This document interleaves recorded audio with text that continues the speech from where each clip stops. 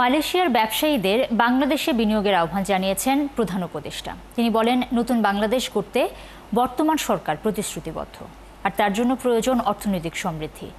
সুযোগ পেলে বাংলাদেশের তরুণ জনশক্তি অনেক কিছুই করতে পারবে বলেও মনে করেন প্রধান উপদেষ্টা।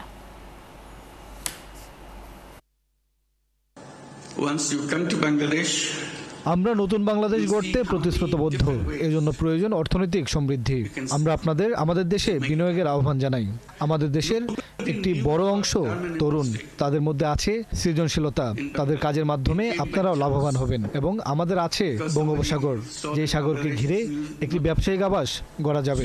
শুধুমাত্র বাংলাদেশই নয়, ভুটান, নেপাল সহ 7 সিস্টারেও ব্যবসা ছড়িয়ে দেওয়া যাবে। এর মাধ্যমে সবাই লাভবান হবে। তাই আমরা আহ্বান জানাই, আসেন বাংলাদেশে বিনিয়োগ করেন।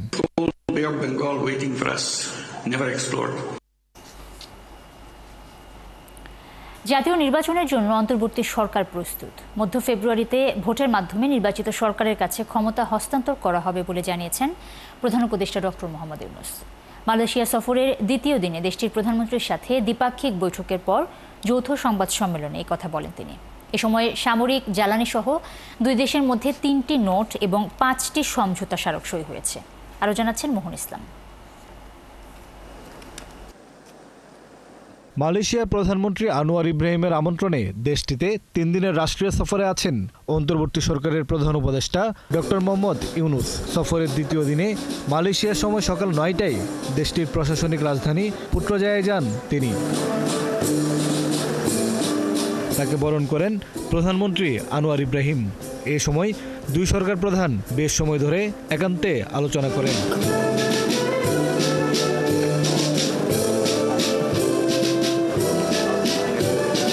পরে দুই দেশের জাতীয় সঙ্গীত বাজিয়ে সম্মান প্রদর্শন করা হয়। দেশটিতে নিযুক্ত বিভিন্ন দেশের কূটনৈতিকদের সাথে অধ্যাপক ইউনূসকে পরিচয় করিয়ে দেন আনোয়ার ইব্রাহিম। সে সময় বাংলাদেশি প্রতিনিধিদের সাথেও পরিচিত হন মালয়েশিয়ার প্রধানমন্ত্রী। তারপরেই শুরু হয় দ্বিপাক্ষিক বৈঠক। বৈঠক শেষে 3টি নোট ও 5টি সমঝোতা স্মারকে স্বাক্ষর করে দুই দেশ। এর মধ্যে উল্লেখযোগ্য সামরিক সহযোগিতা, জ্বালানি, কূটনৈতিক সহযোগিতা। পরে যৌথ সংবাদ সম্মেলনে কথা বলেন দুই রাষ্ট্রপ্রধান। মালয়েশিয়ার প্রধানমন্ত্রী বাংলাদেশের সাম্প্রতিক উন্নয়নের প্রশংসা করেন। সামনের দিনে একসাথে কাজ করার কথা জানান আনোয়ার ইব্রাহিম। বাংলাদেশের অনেকেই এই দেশে কাজ করেন, তাদের জন্য ভিসার কিছু সুবিধা দিয়েছি আমরা।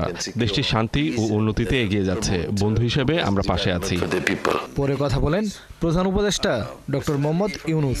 বলেন, একটি অভ্যুত্থানের মাধ্যমে সরকার গঠিত হয়েছে, এখন নির্বাচনের জন্য প্রস্তুত তারা। একটা গণ অভ্যুত্থানের মাধ্যমে আমাদের সরকার গঠিত হয়েছে, এখন আমরা নির্বাচনের জন্য প্রস্তুত আছি। মধ্য ফেব্রুয়ারিতে নির্বাচন আয়োজন করছি, পরে নির্বাচিত সরকার দেশ পরিচালনা করবে।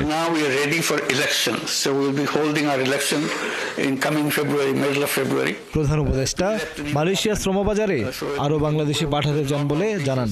দেশটির ব্যবসায়ীদের বাংলাদেশে বিনিয়োগ করতে আহ্বান জানান ডক্টর ইউনূস। সহযোগিতা চান রোহিঙ্গা সংকট মোকাবেলায়। আমাদের অনেক মানুষ এখানে কাজ করে, আরও অনেক মানুষকে আমরা কাজের জন্য পাঠাতে পারি। বাংলাদেশ বিনিয়োগের জন্য ভালো, সেখানে এখানকার ব্যবসায়ীরা বিনিয়োগ করতে পারে। রোহিঙ্গা সমস্যা সমাধানে মালয়েশিয়া এগিয়ে আসবে। এই সফরের মধ্য দিয়ে দুই দেশের বন্ধুত্ব আরও ঘনিষ্ঠ হবে বলেও আশা করেন প্রধান উপদেষ্টা।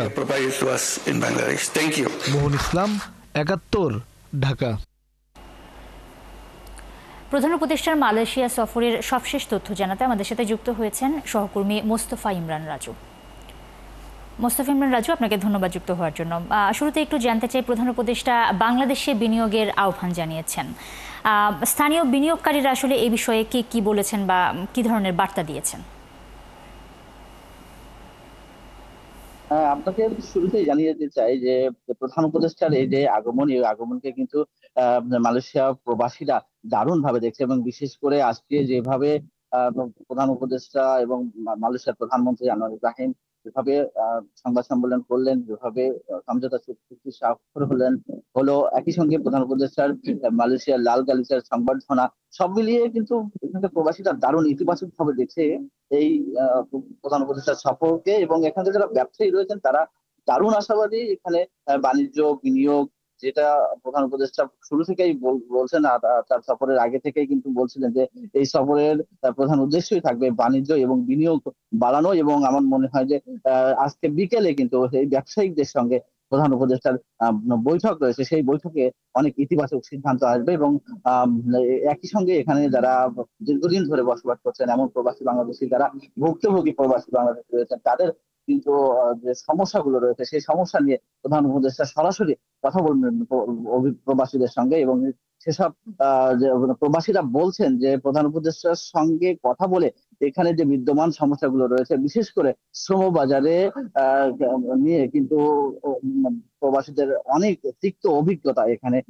বিশেষ করে সিন্ডিকেটের মাধ্যমে যে শ্রম বাজারটা বারবার চালু হয় এবং বারবার বন্ধ হয়। আপনি জানেন যে বর্তমান যে প্রধানমন্ত্রী আছেন আনোয়ার ইব্রাহিম, তিনি কিন্তু ক্ষমতা আসার পরে বলেছিলেন যে বাংলাদেশের এই শ্রম বাজারকে অতিরিক্ত অভিবাসন ব্যয়কে তিনি আধুনিক যুগের দাসত্বের সঙ্গে তুলনা করেছিলেন।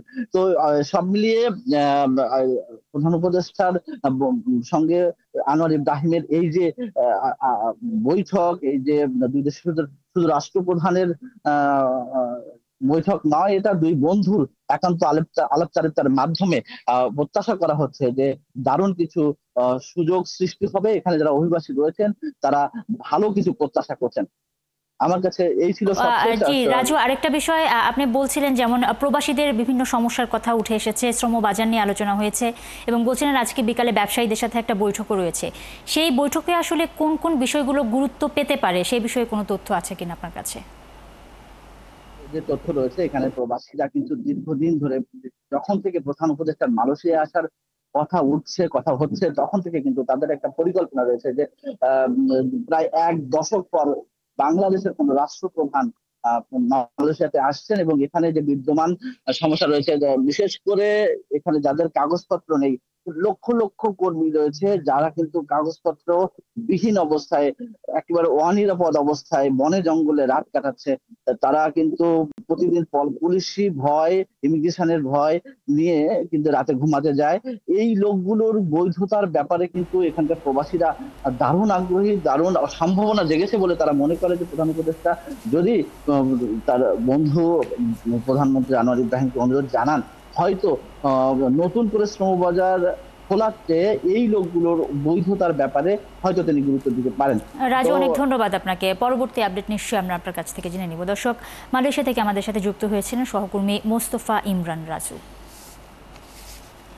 জুলাই গণ অভ্যুত্থানে মানবতা বিরোধী অপরাধের মামলায় লড়তে ক্ষমতাচ্যুত প্রধানমন্ত্রী শেখ হাসিনার আইনজীবী হতে চান সিনিয়র আইনজীবী জেডাই খান পান্না। তবে ট্রাইব্যুনাল স্পষ্ট জানিয়ে দিয়েছে হাসিনার পক্ষে রাষ্ট্র নিযুক্ত আইনজীবী হওয়ার কোনো সুযোগ নেই। মঙ্গলবার আন্তর্জাতিক অপরাধ ট্রাইব্যুনালে জেডাই খান পান্নার এই আবেদন তুলে ধরেন আইনজীবী নাজনীন নাহার। তিনি আদালতকে জানান, সাবেক প্রধানমন্ত্রী শেখ হাসিনার মামলায় লড়তে আসামি পক্ষের আইনজীবী হওয়ার আগ্রহ প্রকাশ করেছেন। এর আগে রেজিস্ট্রার কার্যালয়ের আবেদন দিলে সেটাও নাকচ করে দেওয়া হয়। এই মামলার পলাতক শেখ হাসিনার পক্ষে অ্যাডভোকেট আমির হোসেনকে নিয়োগ দেওয়ায় নতুন আইনজীবী নিয়োগ দেওয়ার কোনো সুযোগ নেই। অন্য মামলায় আইনজীবী হওয়ার জন্য জেডাই খান পান্নাকে আবেদন করতে বলেছে ট্রাইব্যুনাল। জেডাই খান পান্না শেখ হাসিনার মামলায় রাষ্ট্রনিযুক্ত আইনজীবীকে সহযোগিতা করতে চাইলে আদালত সেটিও প্রত্যাখ্যান করে। জেডাই খান পান্নার পক্ষে ছিলাম কোর্টে। এবং জুলাই গণ অভ্যুত্থানে সাভারে আসাবুল ইয়ামিন হত্যা মামলায় তদন্ত শেষ করতে প্রসিকিউশনকে আরও 1 মাস সময় দিয়েছে আন্তর্জাতিক অপরাধ ট্রাইব্যুনাল। পরবর্তী শুনানির জন্য 14 সেপ্টেম্বর দিন ঠিক করা হয়েছে। মঙ্গলবার আন্তর্জাতিক অপরাধ ট্রাইব্যুনাল 1 এই আদেশ দেয়। জুলাই অভ্যুত্থানে গত বছরের 18 জুলাই সাভারে ছাত্র জনতার আন্দোলনে ইয়ামিন শহীদ হন। ওই সময় পুলিশের একটি সাজোয়া যানের উপর থেকে তাকে টেনে নিচে ফেলে দেওয়ার ভিডিও তখনই সামাজিক যোগাযোগ মাধ্যমে ছড়িয়ে পড়ে। এদিকে শাপলা চত্বরে হেফাজতে ইসলামের গণহত্যা মামলায় শেখ হাসিনা সহ 9 আসামির বিরুদ্ধে তদন্ত শেষ করতে আরও 3 মাস সময় দিয়েছে ট্রাইব্যুনাল। এই মামলার পরবর্তী শুনানি 12 নভেম্বর ঠিক করেছে ট্রাইব্যুনাল।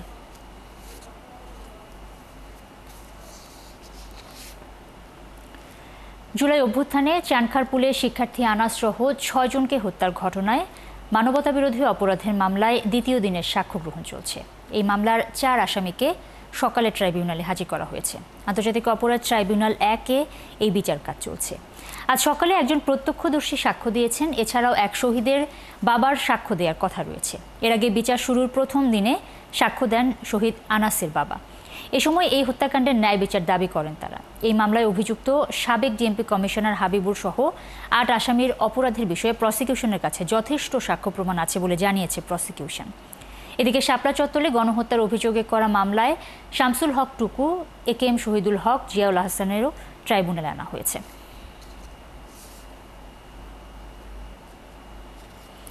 ট্রাইব্যুনালে আছেন আমাদের সহকর্মী সৈকত সাদিক। আরও খবর নিয়ে তিনি আমাদের সাথে যুক্ত হবেন।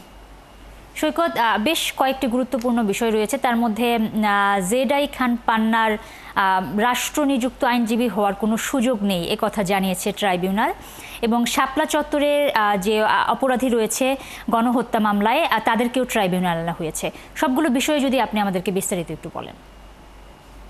নুসরাত, আজকে আন্তর্জাতিক অপরাধ ট্রাইব্যুনালের একে মামলার যে কার্যক্রম, তিনটি মামলা, খুবই গুরুত্বপূর্ণ যে মামলাগুলো, সেই মামলাগুলোর পাশাপাশি যে আরেকটি আবেদন আর বিষয়ে কথা উঠেছে, আপনি জানেন যে জেডাই খান পান্না তিনি আইন ও সালিশ কেন্দ্রের একজন চেয়ারম্যান এবং সিনিয়র আইনজীবী। তিনি এখনও নিয়মিত উচ্চ আদালতে আসেন, কথা বলেন।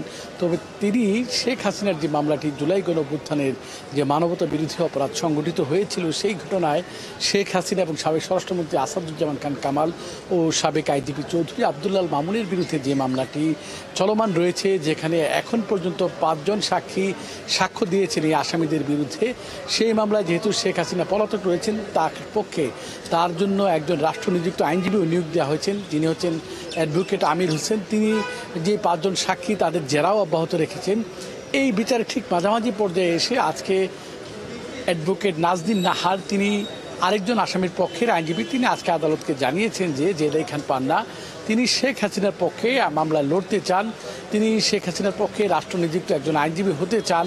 যদি এখন যে আইনজীবী আছেন আমির হোসেন, তাকেও তিনি সহযোগিতা করতে চান। এই বিষয়টি আজকে ট্রাইব্যুনাল 1-এ জানালে ট্রাইব্যুনাল 1-এর চেয়ারম্যান বা অন্যান্য বিচারক তারা বলেছেন যে যেহেতু মামলার কার্যক্রম শুরু হয়ে গেছে এবং মামলায় শেখ হাসিনা পলাতক রয়েছে, তাকে হাজিরের জন্য বা তার পক্ষে আইনজীবী নিয়োগের জন্য পত্রিকায় বিজ্ঞপ্তিও দেওয়া হয়েছে। এই মুহূর্তে আর জেডাই খান পান্নার এই মামলার আইনজীবী হওয়ার বা সহযোগী হওয়ার কোনো সুযোগ নেই।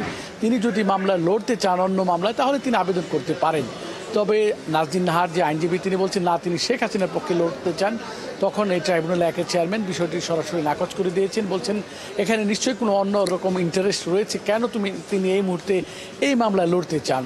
এর পাশাপাশি আজকে যে অন্য 2টি মামলার কথা বললেন, হেফাজতের মামলা বা সাভারের আসাবুল ইয়ামিনের মামলা, এই 2টি মামলায় 1 মাস ও 3 মাস সময় দিয়েছেন। আর যে মামলাটি চাংখারপুলের মামলাটি, দ্বিতীয় মামলা, যে দ্বিতীয় দিনের মতো যেখানে সাক্ষ্য গ্রহণ চলছে, আজকে একজন নারী প্রত্যক্ষদর্শী, একজন শিক্ষক, তিনি এই ঘটনা 5 তারিখে কী দেখেছিলেন এই চাংখারপুল এলাকায় ছাত্র জনতা আসার পর শহীদ মিনার থেকে পুলিশরা কিভাবে বাধা দেন এবং চাংখারপুলে আসার পর কিভাবে গুলি করেন বা একটি লাশ সেটা দেখেছেন, সেই বিষয়গুলি দেখে তিনি সাবেক প্রধানমন্ত্রী শেখ হাসিনা বা আইজিপি স্বরাষ্ট্রমন্ত্রী সহ যারা জড়িত তাদের বিচার চেয়েছেন। এরপরে আজকে আদালত দুপুরে বিরতি দেওয়ার পর আবার কার্যক্রম শুরু হয়েছে এবং সেখানে আজকে আরেকজন সাক্ষী সাক্ষ্য দিবেন, শহীদ মাহাদি হাসান জুনাইদ, তার বাবা শেখ জামাল, তিনিও সাক্ষ্য দিবেন। কিছুক্ষণের মধ্যে কার্যক্রম শুরু হবে। সব মিলিয়ে বলা চলে নুসরাত, আজকে ট্রাইব্যুনালের কার্যক্রম ব্যস্ততা অনেক বেশি। এই হচ্ছে এখন পর্যন্ত আমার কাছে ট্রাইব্যুনাল 1-এর মামলার সার্বিক কার্যক্রমের সর্বশেষ পরিস্থিতি। অনেক ধন্যবাদ সৈকত আপনাকে। দর্শক, ট্রাইব্যুনাল থেকে আমাদের সাথে যুক্ত হয়েছিলেন সহকর্মী সৈকত সাদিক। সাবেক প্রধানমন্ত্রী শেখ হাসিনার বিরুদ্ধে দুদকের মামলাগুলো দ্রুতই দৃশ্যমান হবে বলে জানিয়েছেন দুর্নীতি দমন কমিশনের চেয়ারম্যান ডক্টর মোহাম্মদ আব্দুল মোমেন। মঙ্গলবার সকালে রংপুরে দুর্নীতি দমন কমিশনের জেলা ও বিভাগীয় কার্যালয়ের ভিত্তিপ্রস্তর স্থাপন শেষে একথা জানান তিনি। পরে দুদক চেয়ারম্যান আরও জানান, অন্তর্বর্তীকালীন সরকারের প্রধান উপদেষ্টা দুর্নীতির বিরুদ্ধে সর্বদা সোচ্চার। তারপরও উপদেষ্টা পরিষদ ও ছাত্র সমন্বয়কদের বিরুদ্ধে দুর্নীতির অভিযোগ উঠলে তাদের বিরুদ্ধেও ব্যবস্থা নেওয়া হবে। আয়োজনে রংপুরের জেলা প্রশাসক সহ দুদকের আঞ্চলিক এবং জেলার অন্যান্য কর্মকর্তারাও উপস্থিত ছিলেন। সাবেক প্রধানমন্ত্রী শেখ হাসিনার বিরুদ্ধে আমাদের এখানে কয়েকটা মামলা চলমান। আরও কয়েকটা বিষয় তদন্তাধীন, তদন্ত করে শেষ পর্যন্ত যদি প্রমাণিত হয় আমরা মামলা মোকদ্দমায় চলে যাব। স্যার মোহাম্মদ ইউনূস একেবারেই দুর্নীতির বিপক্ষের একজন মানুষ। এটা যদি তার নিজের সভার, তার উপদেষ্টা পরিষদের কেউ হন, সেক্ষেত্রেও তিনি বিন্দুমাত্র ছাড় দিতে তিনি রাজি নন। আর আমাদের যে বিধিবদ্ধ আইন, তা তো এখানে ছাড় দেওয়ার কোনো সুযোগ নাই। কিন্তু একটা ব্যাপার আমাদের নিশ্চিত করতে হবে, আমরা যে অভিযোগ করব, অভিযোগ যেন সুনির্দিষ্ট হয়। জাতীয় নাগরিক পার্টির উত্তরাঞ্চলীয় মুখ্য সংগঠক সার্জিস আলমের বিরুদ্ধে মামলা দায়েরের আবেদন করেছেন বাসন থানা বিএনপির সভাপতি তানভীর সিরাজ। সকালে গাজীপুর অতিরিক্ত চিফ মেট্রোপলিটন ম্যাজিস্ট্রেট আদালত 2-এর বিচারক আলমগীর আল মামুনের বেঞ্চে মামলাটির আবেদন করা হয়। আবেদনে তানভীর সিরাজ বলেন, অপরাধী চক্রের ভিডিও ধারণ করায় সাংবাদিক তুহিনকে নির্মমভাবে হত্যা করা হয়। কিন্তু সার্জিস আলম না জেনেই ফেসবুকে এই ঘটনায় বিএনপিকে জড়িয়ে নানা অপপ্রচার চালিয়েছে, যা দলের ভাবমূর্তি নষ্ট করেছে। এর মধ্যে ডিএমপি কমিশনার এই হত্যাকাণ্ডের মূল রহস্য উদ্ঘাটন করেছেন, যেখানে রাজনৈতিক কোনো সংশ্লিষ্টতা পাওয়া যায়নি বলে তিনি জানিয়েছেন।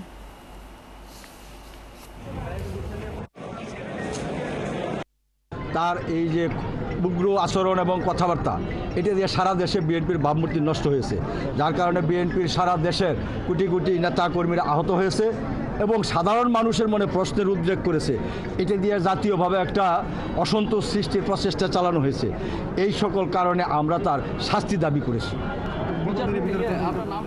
ডাকসু ও হল সংসদ নির্বাচনের জন্য ফর্ম বিতরণ শুরু হয়েছে। এবার ফর্মের মূল্য রাখা হয়েছে 300 টাকা। আগামী 18 আগস্ট পর্যন্ত এই মনোনয়ন ফর্ম সংগ্রহ করা যাবে। 19 আগস্ট মনোনয়ন ফর্ম জমা দেওয়ার শেষ তারিখ। আগামী 9 সেপ্টেম্বর ডাকসু নির্বাচন হবে। ডাকসু ও হল সংসদ আচরণ নীতিমালা 2025 অনুযায়ী মনোনয়নপত্র সংগ্রহ এবং জমাদানের সময় কোনো মিছিল বা শোভাযাত্রা করা যাবে না। এছাড়াও 5 জনের বেশি সমর্থক নিয়ে মনোনয়নপত্র সংগ্রহ বা জমা দেওয়াও যাবে না। চূড়ান্ত ভোটার তালিকা প্রকাশের পরও তালিকায় বহিষ্কৃত ও মামলায় অভিযুক্ত কোনো শিক্ষার্থীর নাম অন্তর্ভুক্ত থাকলে উপযুক্ত তথ্য প্রমাণ পাওয়া সাপেক্ষে তার নাম ভোটার তালিকা থেকে বাদ দেওয়া হবে। স্টুডেন্টরা চায় যে তাদের একটা প্রতিনিধি নির্বাচিত হোক, এই প্রতিনিধিগুলো তাদের জন্য কাজ করুক, তাদের দাবি দেওয়া তুলে ধরুক, তাদের যে আকাঙ্ক্ষিত ক্যাম্পাস ভিত্তিক কার্যক্রম আছে এসব সম্পাদন করার জন্য তারা তাদের পাশে দাঁড়াক।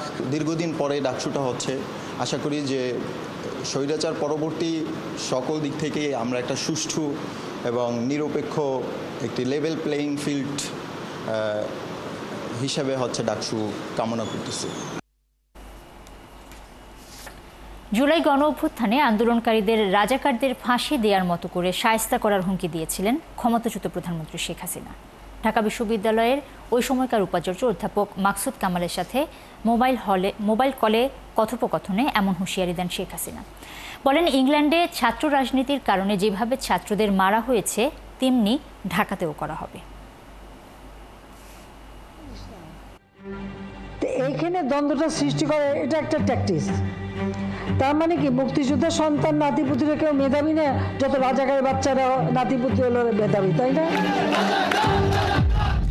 জুলাই গণ অভ্যুত্থান, কোটার দাবিতে আন্দোলন একসময় শিক্ষার্থী বনাম শেখ হাসিনাই মোড় নেয়। ওই সময়ে পতিত স্বৈরাচারের অনেক নির্দেশনা বা নিজেদের মধ্যে কথোপকথনে এমন অনেক প্রমাণ সামনে এসেছে।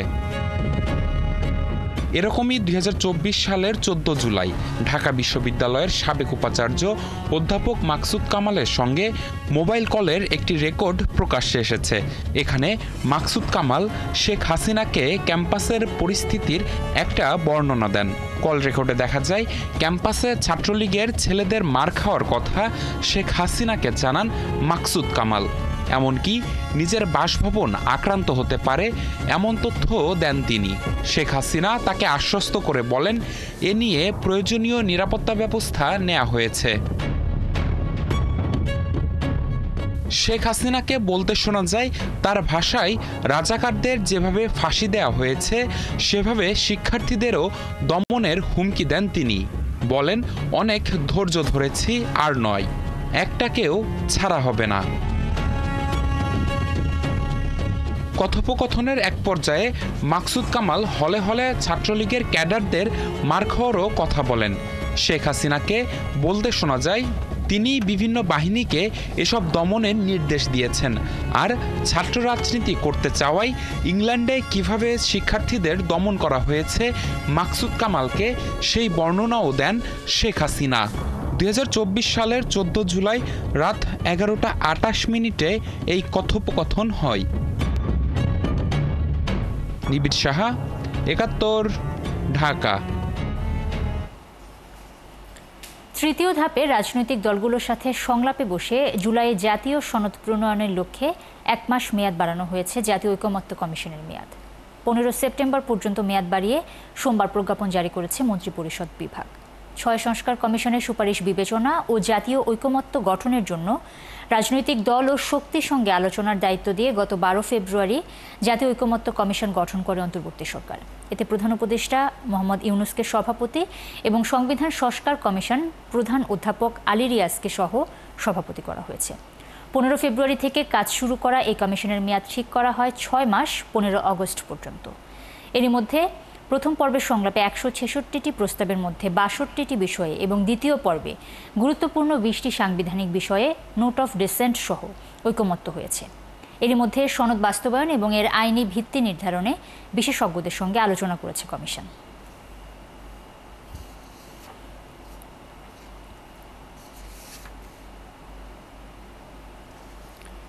ফ্যাসিস্টরা কালো টাকা এবং অবৈধ অস্ত্র ব্যবহার করে দেশকে অস্থিতিশীল করার চেষ্টা করছে বলে মন্তব্য করেছেন বিএনপির জ্যেষ্ঠ যুগ্ম মহাসচিব রুহুল কবির রিজভী।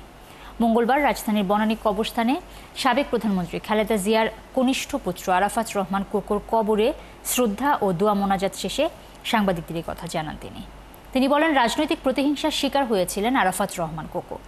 দেশে যদি স্বাভাবিক রাজনীতি থাকতো তাহলে তার অকাল মৃত্যু হতো না বলেও মন্তব্য করেন রিজভী। তিনি আরও বলেন, অসংখ্য ত্যাগের বিনিময়ে 5 আগস্ট স্বৈরাচারের পতন হয়েছে, কিন্তু ফ্যাসিবাদ পালিয়ে গেলেও বসে নেই। তিনি বলেন, কিছু গোষ্ঠী ধর্মের নাম করে আগামী নির্বাচন বিতর্কিত করার ষড়যন্ত্র করছে। আগামী নির্বাচন নিয়ে তিনি বলেন, পুরো জাতি একটি অবাধ সুষ্ঠু নির্বাচনের অপেক্ষায় আছে, কিন্তু এই নির্বাচনকে বিলম্বিত করতে এখনও অনেক ষড়যন্ত্র রয়েছে।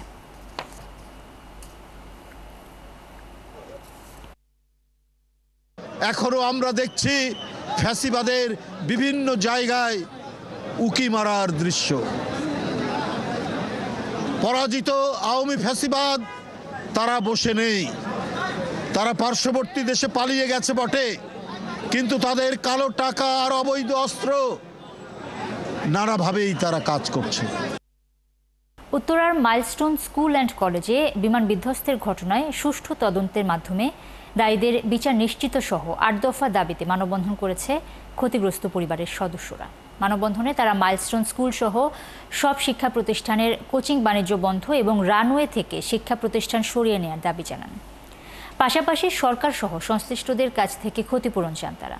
গেল 21 জুলাই উত্তরার দিয়াবাড়িতে মাইলস্টোন স্কুল অ্যান্ড কলেজ ক্যাম্পাসের হায়দার আলী ভবনে বাংলাদেশ বিমান বাহিনী যুদ্ধবিমান বিধ্বস্ত হয়। এই ঘটনায় বিমানের পাইলট সহ নিহত হয়েছেন 35 জন। নিহতদের মধ্যে 27 জনই প্রতিষ্ঠানটির শিক্ষার্থী ছিল। এছাড়া দগ্ধ অনেকে এখনও হাসপাতালে চিকিৎসাধীন। বাচ্চাদের কেন স্কুলে আটকে রাখা হয়েছে, আর যদি ছুটি হয়ে যেত, ছুটির বাচ্চারা কিন্তু কোনো আহত হয় না, তারা সবাই সুষ্ঠুভাবে বের হয়েছে। যাদের কোচিংয়ে আটকানো হয়েছে তারাই শুধু স্পট হয়েছে এখানে। তো আমরা চাই না এরকম যেন আর হোক। যারা আইমান গেছে আমি বুক চাপাতে ধরছি, ওরা গেল আমি সেই সেম কষ্টই পাবো, কারণ আমার আইমানের ফ্রেন্ড। আমি যদি এটার বিচার যদি না চাই, সুস্থ তদন্ত যদি না চাই, আমি তো আইমানের কাছে সেটা কৈফিয়ত দিতে পারবো না। যে ভবনেও আমাদের ক্লাস নিবে পরবর্তীতে সে তার উপর দেখি প্লেন যায়, এই কথাটা বলছে, তাহলে ওদের মনের ভিতরে এখনো কতটা ভয় আছে। ভাগ্যক্রমে আমি বেঁচেছি ঠিকই, কিন্তু আমার ক্লাসে কিছু স্টুডেন্টসরা এখন হাসপাতালে ভর্তি।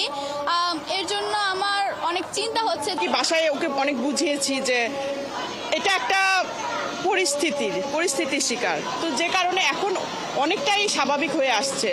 দেশের বাইরের খবর। ইউক্রেন রাশিয়া যুদ্ধ থামাতে দুপক্ষকেই একে অপরের কাছে কিছু ভূখণ্ড ছাড় দিতে হবে বলে মন্তব্য করেছেন মার্কিন প্রেসিডেন্ট ডোনাল্ড ট্রাম্প। 15 আগস্ট আলাস্কায় রুশ প্রেসিডেন্ট ভ্লাদিমির পুতিনের সঙ্গে বৈঠক হওয়ার আগে এমন কথা বলেন ট্রাম্প। সেই বৈঠকে পুতিনের সঙ্গে এই বিষয়টি নিয়েই কথা বলবেন বলে তিনি জানান। বৈঠকের আলোচনায় সম্ভাব্য একটি চুক্তির দিকে যাওয়ার লক্ষ্য থাকবে জানিয়ে ট্রাম্প বলেন, তিনি বোঝার চেষ্টা করছেন যে পুতিন একটি চুক্তি করতে আগ্রহী কি না। তিনি জানান ভবিষ্যতে ইউক্রেন প্রেসিডেন্ট ভলোদিমির জেলেনস্কিকে নিয়ে ত্রিপক্ষীয় বৈঠকও হতে পারে। ট্রাম্প আরও বলেন, পুতিনের সঙ্গে বৈঠকের পর তিনি ইউরোপীয় নেতাদের সঙ্গেও দ্রুতই আলোচনা করবেন এবং এর লক্ষ্য থাকবে রক্তক্ষয়ী যুদ্ধের দ্রুত বিরতি।